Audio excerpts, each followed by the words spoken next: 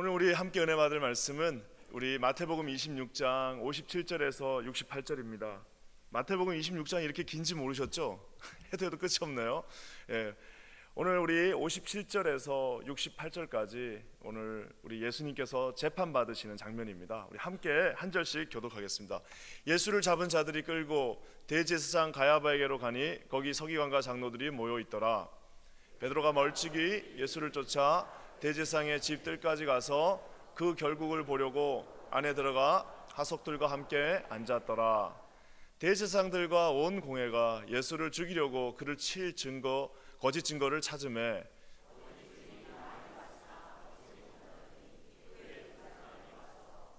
가로되 이 사람의 말이 내가 하나님의 성전을 헐고 사흘에 지을 수 있다 하더라 하니 대제사장이 일어서서 예수께 묻되 아무 대답도 없느냐? 이 사람들의 너를 치는 증거를 어떠하냐 하뇨. 예수께서 잠잠하시거늘 대제사장이 가로되 내가 너로 살아계신 하나님께 맹세하게 하노니 너가 하나님의 아들 그리스도인지 우리에게 말하라. 예수께서 가라사대 내가 말하였느니라. 그러나 내가 너에게 이르노니 이후에 인자가 권능의 우편에 앉은 것과 하늘 구름을 타고 오는 것을 너희가 보리라 하니 이에 대제사장이 자기 옷을 찢으며 가로되 저가 참남한 말을 하였으니 어찌 더 증인을 요구하리요. 보라 너희가 지금 이 참남한 말을 들었도다. 어떠하뇨? 대답하여 가로되 저는 사형에 해당하니라 하고 이에 예수의 얼굴에 침 뱉으며 주먹으로 치고 혹은 손바닥으로 때리며 가로되 그리스도야 우리에게 선지자 노릇을 하랴. 너를 친 자가 누구냐 하더라. 아멘. 오늘 이 새벽에 이 말씀은 오늘 예수 그리스도의 재판을 말씀하고 있습니다. 우리 주님은 두 번 재판을 받으셨습니다. 하나는 오늘 이 본문에 있는 것처럼 종교 재판, 즉 가야바를 위시한 모든 우리 이제 그 공의회에서 재판을 받으셨고요. 또 한 번은 로마인들에 의한 오피셜한 재판을 받았습니다. 아마 이게 잘 상상이 안 가시는 분들도 있을 거예요. 누군가가 저한테 목사님 결혼 몇 번 하셨어요? 물으면은 벌써 눈이 동그래지시는데 전 3번 했습니다. 왜냐? 제가 있던 우리 아내의 나라는 빨리 이거 얘기하겠다. 이거 또 얘기 안 하면 또 오해하시는데 거기는 그 오피셜한 결혼을 해야 됩니다. 그래서 그 어디입니까? 시청에 가서 결혼을 합니다. 그래서 시청에서 아침에 결혼을 해요. 그러고 나서 오후에는 이제 종교식으로 교회에서 결혼을 합니다. 그래서 2번을 보통 하는데 저는 또 이제 한국에서도 해야 되잖아요. 그러니까 또 한국에 와서 한 번 더 해갖고 총 3번을 한 것처럼 보통 사람 한 번 하는 걸 전 3번 했습니다. 그래서 누가 나한테 그냥 전후 좌우 문맥 안 물어보고 결혼 몇 번 하셨어요? 그러면은 전 3번 했습니다. 이렇게 묻곤 했습니다. 근데 중요한 거는 오늘 주님도 재판을 2번 받으셨습니다. 왜? 종교 재판 1번, 그리고 로마에 의한 오피셜한 재판 1번. 왜 종교 재판으로 만족하지 못했을까요? 종교 재판에는 없는 게 하나 있어요. 그건 뭐냐면 그를 사형시킬 수가 없어요. 사실 이들이 이 정도 하고 마무리 졌을 수도 있는데 사형을 시켜야 되는 거예요. 무조건 죽여야 되는 겁니다. 예수를 무조건 죽이기 위해서는 종교 재판으로 만족할 수 없기 때문에 이제 잠시 후에 있을 빌라도 재판까지 가게 되는 것을 보게 됩니다. 참 재밌는 게 1948년에 이스라엘이 회복했습니다. 수천 년 동안 나라가 없던 이 나라가 1948년도에 다시 나라를 만들었어요. 다시 나라를 만들고 나니까 이게 어떻게 보면 참 재밌는 일인데 어떤 학자들이 예수 그리스도를 재심해달라. 예수 그리스도가 한 거 항소하지 못하고 억울하게 죽었으니 다시 재심해달라라고 당시 이스라엘 이제 대법관에 항소 심의를 올렸어요. 그랬더니 이스라엘에서 뭐라고 얘기했냐면 고민하다 내린 말이 뭐냐면은 당시의 재판 기록이 남아있지 않다. 재판 기록은 신약 성경밖에 없기 때문에 재판의 기록이 불충분하므로 이것을 우리가 할 수 없기 때문에 로마를 계승한 나라인 이탈리아로 넘긴다. 이렇게 해서 자기들이 못하고 이탈리아로 넘긴다라고 얘기하고 마무리가 된 게 있습니다. 이 재판은 말 그대로 완전한 불법 재판입니다. 이 재판이 왜 불법이냐면 17가지의 불법 이유가 있어요. 뭐 여러 가지가 있는데 다 얘기할 수는 없고요. 제일 큰 불법은 뭐냐면 원래 밤에는 재판을 못하게 돼 있습니다. 그렇지만 이제 밤에 재판을 시작함으로 말미암아 예수 그리스도를 위하여 어떠한 변호도 주지 않고 이제 거기서 재판이 결론을 짓게 됩니다. 그런데 더 놀라운 거는 저기 나와 있는 저 증인들의 말이 맞지가 않아요. 왜? 거짓말을 하니까 맞을 리가 있겠습니까? 그러니까 증인들이 많이 나왔으나 증인들이 맞지가 않아요. 그래서 결국엔 2명, 자기들이 돈 주고 산 어떻게 보면은 고용한 2명에 의해서 이제 재판을 받게 되는 이 장면이 오늘의 장면입니다. 예수의 이 재판, 그들은 여러분 끊임없이 예수님이 무슨 일을 잘못했는지, 예수가 무슨 일을 잘못했는지에 대해서 계속해서 집중하고 있으나 이 재판을 우리가 다 읽고 나면은 느끼는 게 하나 있습니다. 그건 뭐냐면은 아이러니하게도 그들은 예수님이 잘못한 일에 대해서 계속해서 끊임없이 물고 늘어지지만 실상은 재판을 통하여서 예수님이 누구이신지가 아주 확연하게 드러나게 됩니다. 재판을 다 읽고 나면요, 이분은 이런 분이시구나라고 예수님은 거의 말씀을 하지 않는데 자기들끼리 거짓 재판에 의해서 하는 그 말에 의해서 예수 그리스도가 누구이신지에 대해서 알게 된다는 사실입니다. 오늘 예수님은 이 가야바의 신문에 절대로 물러나지 않으셨습니다. 그렇지만 예수님은 말을 많이 하지 않으셨어요. 어떻게 하셨으면 처음에는 침묵하셨습니다. No answer, 대답을 하지 않으셨어요. 두 번째 뭐예요? You answer, 네가 답하라라고 하면서 동의는 하셨지만 별 말씀이 없습니다. 세 번째 뭐예요? 내가 너에게 답하겠다라고 세 가지, 즉 No answer, You answer, I answer, 딱 요 세 가지로만 우리 주님이 그 재판에 참여하십니다. 오늘 저는 이 세 가지 가야바 신문에 대해서 한번 살펴봤으면 좋겠어요. 첫 번째는요, No answer, 주님이 말씀하지 않으십니다. 61절 말씀 한번 다 같이 읽겠습니다. 거짓 증인들이 나와서 얘기합니다. 한번 61절 읽게요. 시작. 가로되 이 사람의 말이 내가 하나님의 성전을 헐고 사흘에 지을 수 있다 하더라. 이거는 요한복음 2장 19절의 말씀, 즉 예수 그리스도께서 성전을 청소하셨어요. 그 성전의 장사치들을 다 엎고 청소하시고 난 다음에 자기 자신을 가리켜서, 이제 다시 부활할 자기 자신을 가리켜서 뭐라고 얘기하셨어요? 성전을 헐고, 왜? 자기 자신이 성전이시기에 성전을 헐고 사흘 만에 다시 짓겠다, 일으키시겠다라고 하는 요한복음 2장의 말씀, 즉 자기 자신을 가리켜서 한 말씀을 가지고 이들이 어떻게 나온 거예요? 이들이 이거를 변조하고 왜곡해서 앞뒤 문맥을 다 빼버리고 이야기하는 거예요. 이거는 뭐냐 하냐면 아까 제가 초두에 말한 그거랑 똑같습니다. 뭐예요? 목사님 결혼 몇 번 하셨어요? 저 3번 했습니다. 그러면 이제 이거를 가지고 그 앞에 무슨 말이 있어요? 저는 외국인 아내가 있고요, 저는요, 이게 또 중간에 들어오신 분들 계시죠? 아까 설교 시작하기 전에 이렇게 해갖고 이제 나가면은 어떻게 되는 거예요? 그리고 이렇게 나가면은 야, 퀸즈 한인교회 목사는 결혼을 3번 한 사람이더라, 이렇게 되는 거예요. 이게 뭐예요? 앞, 뒤 다 안 듣고 어떻게 돼요? 여기만 딱 들으면 그렇게 되는 겁니다. 아침에 시청에 가서 결혼해야 되고, 저녁에 교회 가서 해야 되고, 또 한국 가서 한 번 더 해야 되는 그 3번인 거를 다 빼놓고 앞뒤 문맥 없이 이야기하면 이렇게 되는 건데, 저 사건이 바로 저겁니다.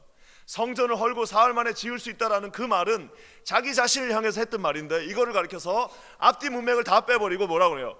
저기 있는 저 놀라운 성전을 저가 다 무너뜨려 버리고 사흘 동안 지을 수 있다라고 얘기합니다 라고 하니까 이것이 맞냐라고 이제 가야바가 묻고 있는 겁니다. 우리가 아는 것처럼 이 말씀은 아이러니하게 십자가에 매달리신 예수가 고통받고 있는 그 순간에 그곳에 지나가던 행인들이 뭐라고 얘기해요? 너가 성전을 헐고 사흘에 짓는 자여, 네가 네 자신은 구원할 수 없구나, 네 자신을 구원해버려라고 하면서 예수님을 놀리는, 예수님을 조롱하는 그 말로도 사용되어지고 있습니다. 사랑하는 여러분, 말 그대로 꼬투리를 잡고 전후 좌우 문맥을 다 뺀 채 어떻게 보면은 예수 그리스도를 올가미에 넣기 위해서 하는 이 말, 제가 이 말씀을 이렇게 보면은요, 우리 삶 가운데서도 이런 말들 진짜 많습니다. 전후 좌우에 어떤 컨텐츠라는 게 있는데 그거 다 빼버리고 딱 자기가 원하는 말 하나만 가지고 가서 저 사람이 저렇게 얘기했대 라고 얘기하는 것들이 많아요. 그래서 정말 우리는 정말 예수님 본받아야 됩니다. 어떻게 해요? 예면 예, 아니면 아니다, 이거지. 누가 이렇게 얘기했다더라라고 벌써 간접 화법이 되면 그때부터 자기 자신의 의도가 들어가는 겁니다. 그래서 여러분, 교회에서 가장 성숙한 사람 누구예요? 누군가가 자기한테 와서 저에게 이런 기도 제목이 있습니다, 여러분 한번 지금 여러분 스스로를 한번 잘 생각해 보세요. 여러분 만약에 여러분이 정말 수치스럽고 너무너무 어려운 기도 제목이 있어요. 이거 정말 나 이걸 어떻게 얘기해야 될지 모르겠는데 찾아가실 수 있는 분이 있나 한번 생각해 보세요. 그 찾아가실 수 있는 그 첫 번째 떠오르는 얼굴은 누구냐? 그 사람은 정말 신뢰할 수 있는 사람입니다. 근데 그걸 딱 듣고 나서 야, 3번 결혼했대 하면서 자기가 원하는 말만 가지고 한다면은 오늘 여러분 이 말씀에 있는 가야바처럼 그 거짓 증인들처럼 나오는 자들이라고 할 수 있습니다. 예수님이 뭐라고 반응하세요? 우리 63절 말씀 한번 읽어볼까요? 이 말도 되지 않는 말에 63절에 이렇게 시작합니다. 예수께서 잠잠하시거늘. 예수께서 대답을 안 하세요. 그냥 가만히 계십니다. 잠잠하게 가만히 계세요. 잠잠하게 가만히 계셨던 이유가 뭘까요? 그들은 왜곡된 말을 했습니다. 그들은 본의 아닌 말을 했지만 어떻게 보면 그 말이야말로 우리 예수 그리스도가 성전이심을 다시 한번 보여주는 말이에요.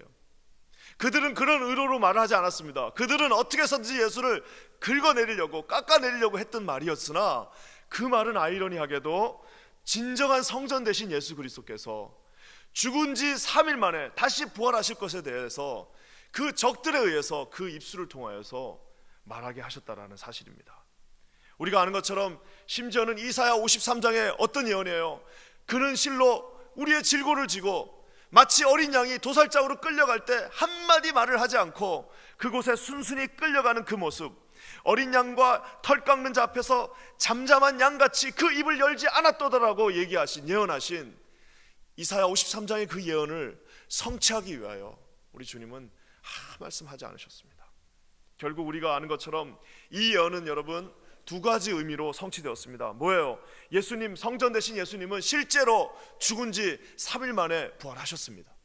그리고 여러분 실제로 AD 70년에 저들이 그렇게도 맹신했던 그 성전은 돌 위에 돌 하나도 남김없이 로마의 티투 장군에 의해서 다 사라져 버렸습니다. 그들의 입술에서 했던 그 말 그대로 다 되어버린 겁니다. 사랑하는 여러분, 이것이 얼마나 아이러니입니까? 아무것도 모르고 예수님 깎아내리려고 했던 그 말대로 자기들이 그렇게 맹신했던 성전은 사라져버렸고 예수님은 3일 만에 다시 부활하셨다는 사실입니다. 사랑하는 여러분, 우리 모두가 진심으로 하나님 앞에 사실만을 얘기하는 저와 여러분 되시기를 주님의 이름으로 간절히 축원합니다. 여러분이 말 한마디 잘못하면 반드시 주님이 추궁하실 거예요. 나중에 주님 앞에서 너 그때 그 말을 왜 어떤 의도로 했냐라고 반드시 추궁하시지 않겠습니까? 나는 겁이 나서라도 누가 이렇게 말했어요 라는 말 하기가 쉽지 않을 것 같아요. 왜? 나중에 다 자기가 책임을 져야 될 거 아니에요. 사랑하는 여러분, 오늘 이 거짓 증거를 들이댔던 이 거짓 증인들과 같은 그런 어리석은 자가 되지 않기를 주님의 이름으로 간절히 축원합니다. 그러면서 가야바가 여기서 지금 만족할 수가 없어요. 왜? 자기 자신을 저기 큰 저 성전이라고 말하는 그 죄를 가지고, 정신병이잖아요. 어떻게 보면 그거 갖고 사람을 죽일 수는 없잖아요. 그러니까 이제 진짜 한방, 예수를 죽일 수 있는 그 한방, 그거를 사용합니다. 그게 뭐냐? 바로 63절입니다. 우리 다 같이 다시 한번 읽어보겠습니다. 시작. 예수께서 잠잠하시거늘 대제사장이 가로되 내가 너로 살아계신 하나님께 맹세하게 하노니 너가 하나님의 아들 그리스도인지 우리에게 말하라. 네가 하나님의 아들 그리스도냐라고 묻고 있는 겁니다. 확실하게 죽일 수 있는 방법이에요. 왜? 당시 여러분 하나님의 아들은 누구밖에 없었어요? 로마의 황제만 하나님의 아들입니다. 로마의 황제가 하나님의 아들인데 그 로마의 황제에 비근하는 모든 자들은 다 반역죄로 죽어야 되는데 지금 제사장의 입에서 저 말은 뭔 말이에요? 제사장, 즉 하나님의 오직 하나님 한 분만을 섬겨야 되는 제사장의 입에서 뭐가 나온 거예요? 저 말은 뭘 전제로 하고 있는 겁니까? 지금 말이야 로마의 황제가 우리 하나님인데 너도 그러면 로마의 황제처럼 하나님이냐라고 하는, 사실 저기서 참남하도다, 너희가 정말 하나님 앞에서 하나님을 모독했도다라는 그 말은 누가 들어야 되는 거예요?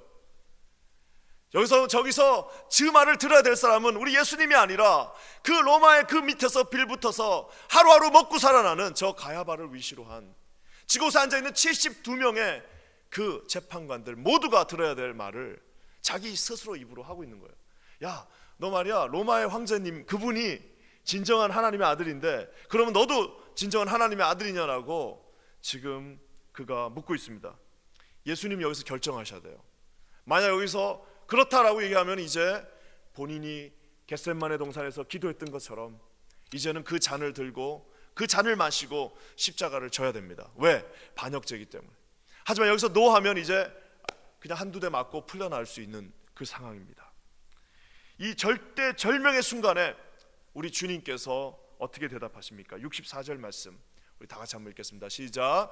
예수께서 가라사대 너가 말하였느니라. 너가 말하였느니라. 여기까지만 읽겠습니다. 네가 말했다. 네가 말했다.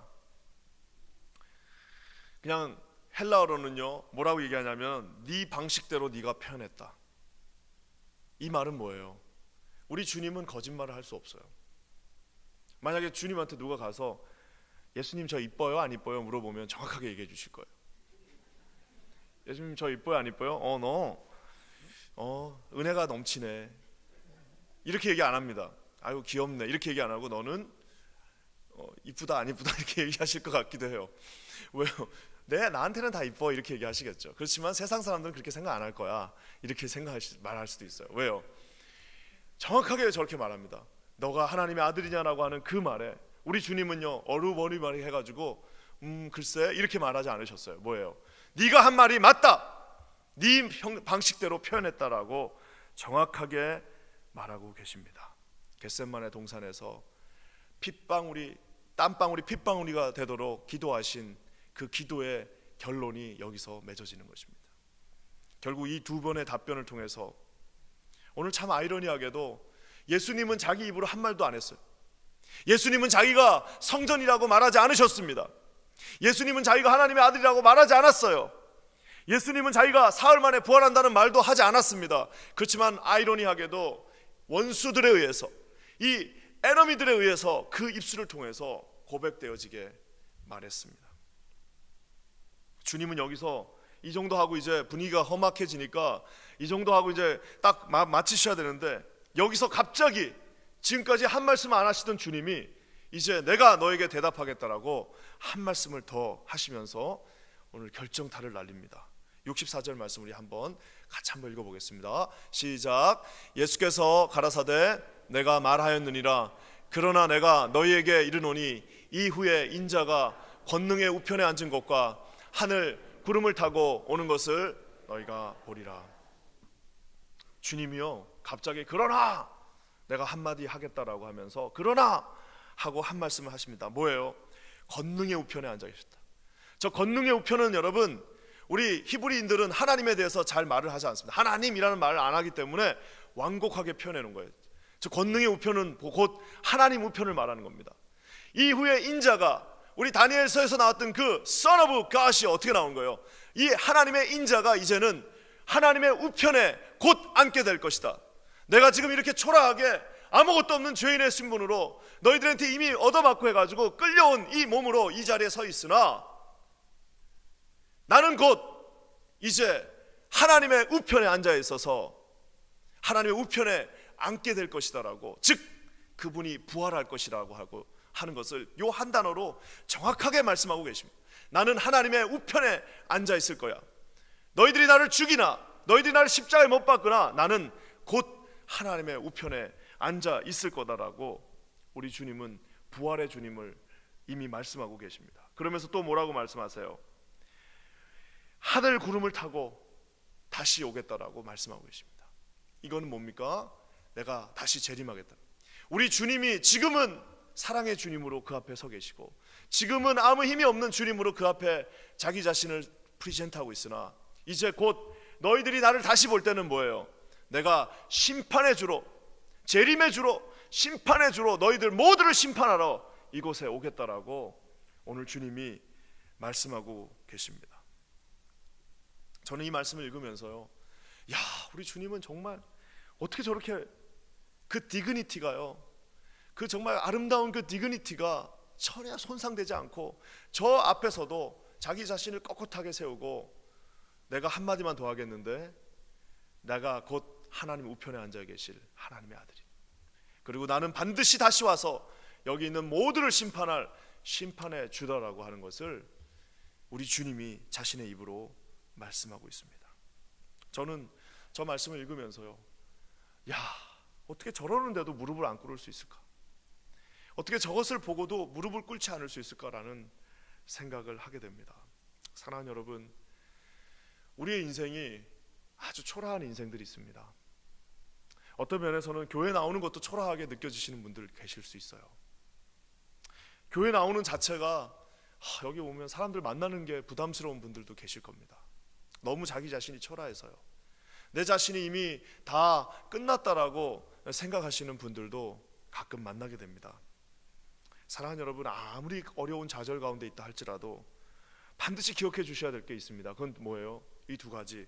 우리 예수님은 하나님의 아들이십니다. 여러분 믿으십니까? 이분은 하나님의 아들이세요. 아무리 가야바가 힘이 세고, 아무리 그가 모든 일을 할 수 있고, 아무리 가야바가 우리 인생에서 우리를 다 갈기갈기 찢어놓는다 할지라도 한 가지 변치 않는 게 있는데요, 우리는 찢김 당할 수 있어요. 우리는 얻어맞아서 넘어질 수 있고, 우리에게는 아무런 소망이 없을 수 있으나 변치 않는 한 사실이 있는데, 그건 뭐냐면은 그분은 하나님의 아들이십니다. 이분이 여러분의 아버지이십니다. 여러분 믿으십니까? 예. 그러면서 이분이 또 뭐라고 말씀하세요? 나는 반드시 다시 온다. 나는 반드시 다시 온다. 나는 반드시 구름 타고 너희들 두 눈 똑똑히 보도록 다시 이곳에 임하실 것이다 라고 오늘 주님이 말씀하고 계십니다. 여러분 믿으십니까? 여러분, 이 두 가지만 우리가 믿고 있으면요, 이 세상에 뭐가 그렇게 슬프고 뭐가 그렇게 아쉽겠습니까? 주님 다시 오십니다. 주님은 하나님의 아들이십니다. 주님은 심판하실 분이십니다. 이러면 여러분, 우리가 더 감사한 건 뭐예요? 내 삶이 공공하면 공공할수록 주님의 그 말씀, 마음이 가난한 자 복이 있다. 너희들 그 심령이 가난한 자들에게 이 천국 전부가 다 너희 것이다 라고 하신 주님의 그 위로의 말씀이 진정으로 우리의 마음을 울리는 위로라는 사실입니다. 저는 오늘 이 말씀, 지난 이번 일주일 내내 이 말씀을 묵상하면서 참 우리의 마음이 하나님께서 이 26장, 27장, 28장을 향해서 나가는 이 모든 장에 우리 주님은 최후의 순간까지도 저와 여러분들을 사랑하고 계시는구나.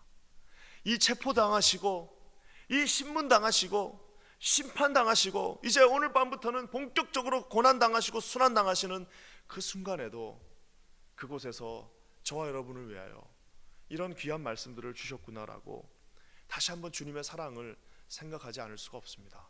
주님은 우리를 사랑하셔서 재판하셔야 될 분이 재판을 당하셨습니다. 심판하셔야 될 분이 심판을 하셨습니다. 십자가에 못 박아서 다 없애버려야 될 분이 자기 스스로가 십자가에 못 박혀 죽으셨습니다. 왜요? 오늘 이 제목처럼 이처럼 저와 여러분들을 사랑하셨기 때문입니다. 사랑하는 여러분, 이 깊은 묵상 가운데 들어가시는 저와 여러분 되시기를 주님의 이름으로 간절히 축원합니다. 그러면서 오늘 이 참남한 인생들, 대제사장 가야바를 위시한 이 참남한 주님 앞에 용서받을 수 없는 이 죄인들의 여러분 모습들을 한번 볼까요? 68절입니다. 우리 68절 한번 다 같이 읽겠습니다. 시작. 가로되 그리스도야 우리에게 선지자 노릇을 하랴. 너를 친 자가 누구냐? 때려놓고 이제 누가 너를 때렸어? 너가 선지자라면서, 그리고 아마 뺨을 탁 때리고 누가 때렸을까요? 하고 그 인간의 더러운 마음들이 그곳에서 아주 세디스틱한 고통을 즐기는 그 마음들이 그곳에서 나옵니다. 우리 67절 그 전절에도 있어요. 67절 말씀도 한번 볼 수 있으면 보겠습니다. 67절에 이렇게 나와 있습니다.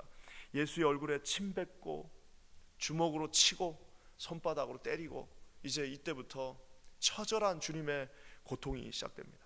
예수의 얼굴에 침을 확 뱉고 주먹으로 때리고 손바닥으로 뺨을 치면서 누가 너에게 때렸는지 맞춰보라고 하는 그 인간의 모습들, 예수를 알지 못하는 많은 이들의 모습, 예수가 어디 살아있냐고, 그 많은 모습들 속에서 우리 주님은 침묵하십니다. 왜요? 아까 제가 얘기한 것처럼 이처럼 사랑하사 침묵하시고, 심지어 마지막에는 뭐라고 하고 쭉 돌아가세요?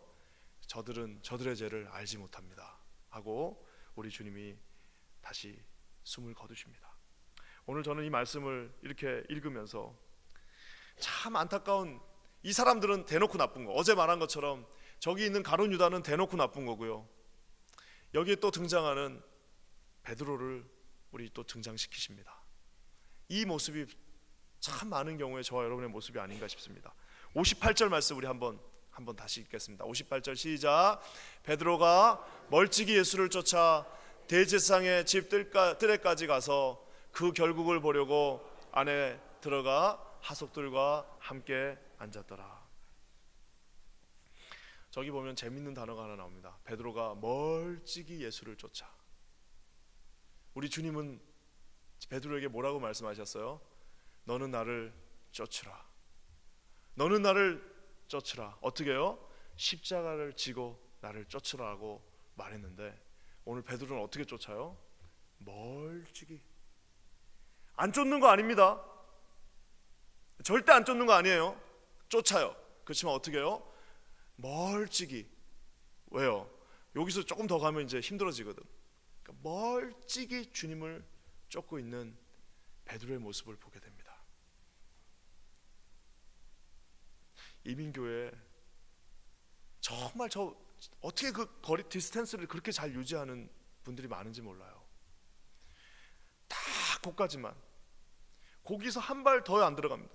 한 발 더 들어가면 이제 봉사도 해야 되고, 한 발 더 들어가면 이제 11조도 해야 되고, 한 발 더 들어가면 이제 목사님한테 혼도 나야 되고, 한 발 더 들어가면 제자 훈련도 해야 되는데 그 디스턴스를 멀찍이. 안 쫓는 거 절대 아닙니다. 자기가 생각해도 이제 요 정도 하면 구원은 받을 것 같아. 그러니까 딱 그 안에는 들어왔으나 멀찍이 주님을 보면서 쫓고 있는, 분명히 주님은 네 십자가를 지고 나를 쫓으라고 말했는데 멀찍이 주를 쫓고 있는, 중심에 서지 못하는, 그 안으로 가기를 스스로 꺼려하는 수없이 많은 사람들을 보게 됩니다. 그들이 있는 자리는 어디예요? 주님 뭐라고 그랬어요? 나와 함께 십자가를 지고 나를 따르라고 말씀하셨는데 베드로가 있던 곳은 어디예요? 하속들과 함께 있었더라. 하속들은 우리가 같이 있어야 될 사람들이 아닙니다. 그 가야바의 하속들은 우리가 그곳에 있어야 될 곳이 아닙니다. 우리는 어디 있어야 돼요? 주님 옆에, 주님과 함께 주님의 십자가를 지고 주와 함께 그곳으로 가야 하는데 멀찍이 그 하속들과 함께 불을 쬐면서 갔다 말았다, 들어갔다 나왔다, 조금 할만하다 싶으면 들어갔다가, 조금 감정 상하면 다시 나오고, 조금 여력이 있으면 들어갔다가 또 다시 나왔다가, 이것을 끊임없이 반복하고 있는 저 베드로의 피곤한 모습을 오늘 주님은 마태를 통해서 살짝 집어넣으셨어요. 주님은 물러나지 않으셨습니다. 주님은 그곳에서 한 발짝도 물러나지 않고 그 모든 그 고난의 잔을 다 본인이 몸소 다 지셨는데 수제자라고 하는 베드로는 멀찍이 서서 하속들과 함께 있으면서 우리 주님의 고난을 비켜가려고 노력하는 모습을 보게 됩니다. 사랑하는 여러분, 우리 중에는 그런 분들이 없겠지만 우리 모두가 저 베드로가 아니라 주님의 마음처럼 그 가야바 앞에 서 있는, 정말 십자가를 지고 주님과 함께 동행하는 저와 여러분들 되시기를 주님의 이름으로 간절히 축원합니다. 우리 인생이 여러분 주님을 쫓아가고 주님께 가까이 있고 십자가를 직접 지고 가면 그 인생이 고달플 거라고 생각합니다. 그 인생이 실패할 것 같이 두렵다고 생각합니다. 그 인생이 가야바에 의해서 산산이 찢겨질 거라고 여러분 착각하시고 계십니다. 그 여러분 착각이에요. 주님과 가까이 있으면 절대로 누구도 우리를 해할 수 없으며, 주님 바로 옆에 있는 여러분들을 누가 감히 해할 수 있으며, 그분은 그냥 하나의 갈릴리의 인간이 아니라 하나님 우편에 앉아 계신 하나님의 아들이십니다. 여러분이 드려야 될 십자가는, 여러분이 지고 가야 할 십자가는 그냥 십자가가 아니라 다시 오실 재림의 주님께서 직접 우리에게 맡겨주신, 이것은 여러분 형벌이 아닌 우리에게 주신 하나님의 특권이라는 사실을 여러분 잊지 마시길 주님의 이름으로 간절히 축원합니다. 이것은 여러분 저주가 아닙니다. 이거는 여러분 그냥 버리고 싶은 그 형벌이 아니라 하나님께서 아무에게나 허락하시지 않은, 정말 선택한 소수에게만 하나님이 주신, 너는 너의 십자가를 지고 나를 따르라고 하신 그 주님의 그 명령을 들을 게 있는 자만 들을 수 있는 그 놀라운 축복이라는 사실을 주님의 이름으로 간절히 축원합니다. 베드로처럼 멀리서 그 인생처럼 피곤한 인생이 없어요. 그런 인생은 어떻게 해야 돼요? 계속 눈치 봐야 됩니다.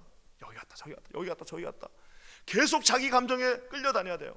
감정이 좋을 때는 하고 싫으면 그냥 그만둔다 그러고 또 좋으면 또 했다가 싫으면 그만 왔다 갔다 교회도 피곤하고 와이프도 피곤하고 남편도 피곤하고 애들도 피곤해지고 자기 자신은 얼마나 힘들겠습니까? 십자가에 자기 자신을 아예 묶어버리고 주님께서 가야바에서 한 발자국도 밀려나지 않은 것처럼 제 인생도 십자가 지고 우리 주님 가신 그 길, 주님께서 우리에게 특권으로 주신 이 길을 끝까지 절대로 양보하지 않고 끝까지 주님 앞에 충성하며 나가겠습니다. 이렇게 다짐하시는 사랑하는 우리 킨즈하는 교회 모든 성도들 되시기를 주님의 이름으로 간절히 축원합니다. 우리 함께 기도하겠습니다. 하나님 참 고맙습니다. 오늘 이 귀한 말씀처럼 우리는 약하고 우리는 아무것도 할 수 없고 우리는 가야바 앞에 서 있는 죄인이나 우리 주님 앞에 우리가 서서 나가며 하나님 바라보기 원합니다. 하나님 아버지, 우리 예수님은 한 말씀 하지 않으셨으나 죄인들의 입술을 통하여 그는 사흘 만에 다시 부활할 것임을 예고하셨고 다시 오실 심판의 주님이심을 우리 모두에게 보여주셨습니다. 하나님 아버지, 우리도 이 귀한 진리 앞에서 절대로 물러서지 않고 끝까지 주님 향해 나가는 우리 사랑하는 모든 퀸즈하는 교회 성도들 되게 하여 주시옵소서. 우리 그렇게 하실 놀라운 주님을 찬양합니다. 홀로 영광받아 주시옵소서. 예수님의 이름으로 간절히 기도합니다. 아멘.